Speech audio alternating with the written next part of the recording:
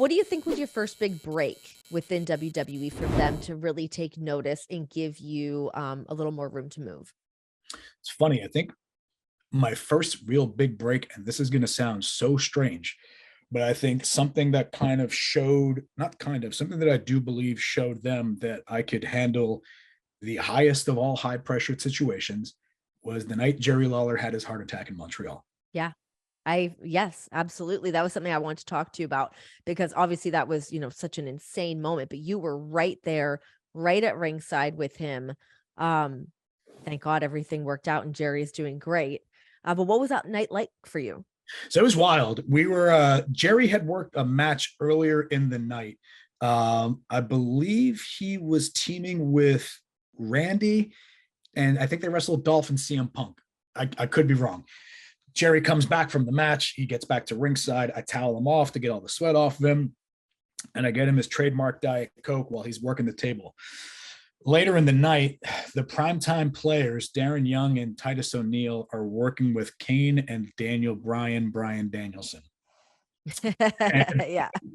at a certain point in the match, so at commentaries, Michael Cole and Jerry Lawler, I'm sat right next to Michael Cole. I'm sorry, I'm sitting next to Jerry. Michael Cole is on the other side.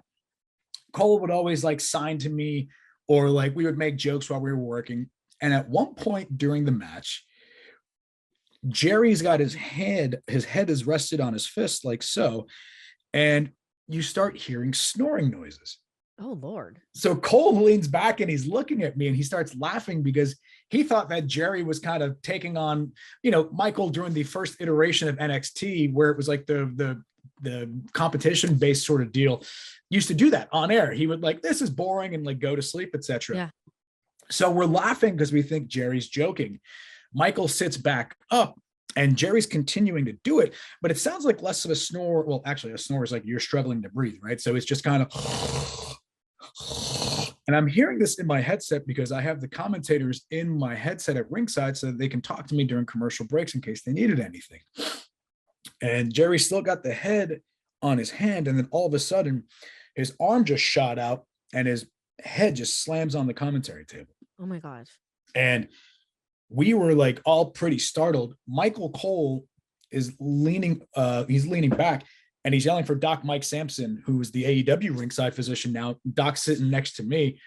I immediately get on headset and start alerting the truck to kill Jerry's mic that there's something wrong with him. Mm-hmm. So Doc comes over. He's giving Jerry like a sternum massage to sort of help him. We're trying to figure out what's going on. We picked Jerry up out of his chair. And the moment we picked him up, he literally just, Doc Sampson's a big guy. I'm a chubby 200 plus pounder myself. And we've got Jerry in our hands and he just falls thud right to the floor. Oh my gosh. Yeah. So right away, we let everyone know what's going on. At that point, we didn't know it was a heart attack. No one really knew it was up. We picked Jerry up. We walk him alongside the hard camera side, which is where like our whole tech row is, lighting, pyro, etc. The way that the building was laid out in Montreal, it was not the easiest for the EMTs to get to where we were. Because it's up a level, right? It's just odd, right? Because the stage is so low, et cetera, et cetera. So we're carrying Jerry, we're bringing him back. Like I remember like TMZ or something had posted a photo and it shows us as we're carrying Jerry alongside the tech area. And I've got Jerry's arms and his head is right here. And we're carrying him all the way back. We have to not crawl under, but we're like ducking under one of like the LED structures. Yeah. Of the Raw set at that time. The EMTs messed there. We throw them on the gurney. And if you've never seen anyone get chest compressions before in your life, it is the scariest thing in the world.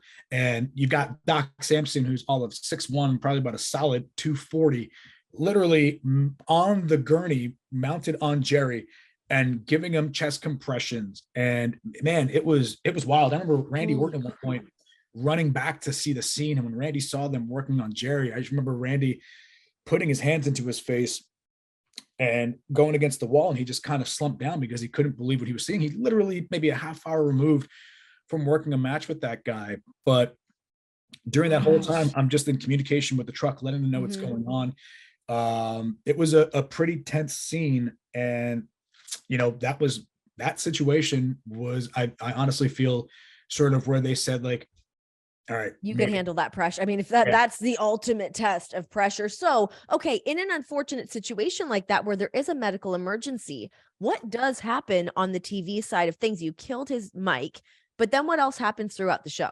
So they kind of just not moved everything, but everything was just sort of shifted so that. Did they put somebody else back out on commentary with Cole? No. So if I remember correctly, I don't think Cole said, I think he had given updates. I can't remember whether or not he stopped doing commentary that night. It's because at that point I was away from what was going on in the arena. Yeah. But I know Michael was giving updates. I know he had done maybe one or two. Not sure if he was able to alert the fans when Jerry had left, because they were working on him backstage for about a good 15 minutes before they got him in the ambulance and took him to the hospital, where thank God he came to and didn't remember a thing. Wow. Good Lord. Thank God he's okay. I mean, that was, what was that, 12 years ago? That was, yeah, maybe about 10, 11 at this something point. like that. Yeah. Holy moly.